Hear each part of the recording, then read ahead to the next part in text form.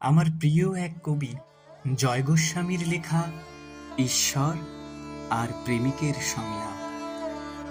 সে যদি তোমাকে অগ্নিতে ফেলে মারে, বিনা চেষ্টায় মরে যাব একেবারে।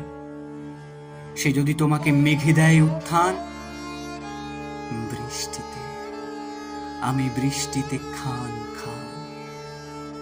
সে যদি তোমাকে পিষে করে ধুলোবালি, পথ থেকে পথে উড়ে উড়ে যাব খালি।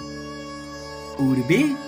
আচ্ছা, ছিঁড়ে দেয় যদি পাখা, পড়তে পড়তে ধরে নেব ওর শাখা। যদি শাখা থেকে নিচে ফেলে দেয় তোকে, কি আর করব? জড়িয়ে ধরবো ওকে। বলো, কি বলবো? আদালত কিছু বলবে কি এরপরও? যাও, আজীবন অশান্তি ভোগ করো।